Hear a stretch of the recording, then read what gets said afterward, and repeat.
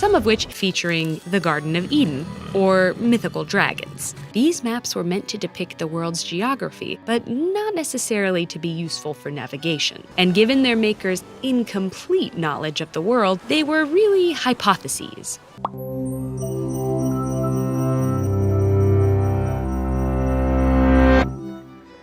On a tiny copper globe created in the early 1500s, the coast of Southeast Asia is marked with a message that has since become iconic. Here be dragons. Though the words themselves were actually quite rare, the sentiment was common among medieval European mapmakers, who often scrawled dragons and sea monsters over terra incognita, blank spots on the map. For thousands of years, people all over the world had made both functional maps showing trade routes, settlements, topography, water sources, the shapes of coastlines, or written directions, and what are known as cosmographies, illustrating the Earth and its position in the cosmos, often including constellations, gods, and mythic locations.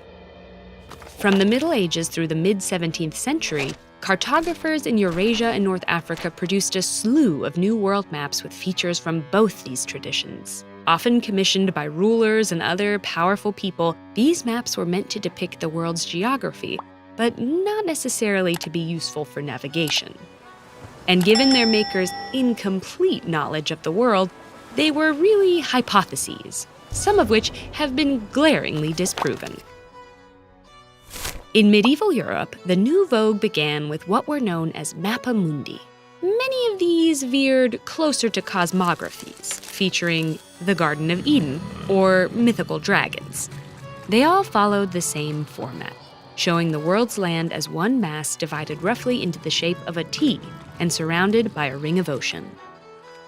Islamic mapmakers also created world maps in this format, emphasizing geographic details over fantastical elements. One of the earliest and most accurate such maps was created by Ibn Hawqal, whose own travels informed his mapmaking. In 1154, the king of Sicily commissioned Islamic mapmaker al-Idrisi to create the Tabula Rogeriana, also known as a guide to pleasant journeys into faraway lands. This book of maps included a world map based on Idrisi's own travel and interviews with other traders and travelers. He correctly depicted the world as a flattened sphere, but thought Europe, Asia, and North Africa wrapped all the way around it. The Da Ming Han Yi Tu was created in China in 1389 on a piece of silk big enough to fill an entire room. Though the mapmakers had never been to Africa, they attempted to depict the continent based on the accounts of the traders who'd been there. Surprisingly, this gave them enough information to create a correctly shaped portrayal of sub-Saharan Africa. Beginning in the 15th century, European cartographers began to expand the scope of their world maps as their explorers traveled the world, but not without missteps. In 1507, the German cartographer Martin Waldseemüller mapped the Americas as a thin sliver of land where the east coast would be. Spanish cartographers took a stab at the western side of the Americas based on accounts from an expedition to the Baja Peninsula.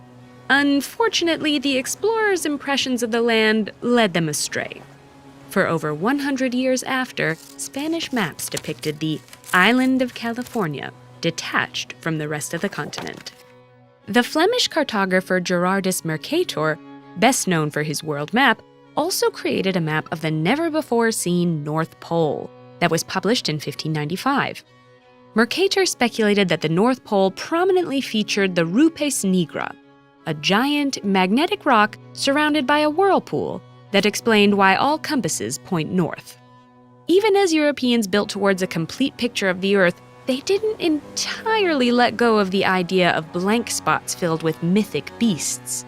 As late as 1657, English scholar Peter Heylin lumped Australia together with Utopia and Fairyland. But with the exception of the North Pole, these so-called terra incognita weren't really unknown, at least not to the people who lived there.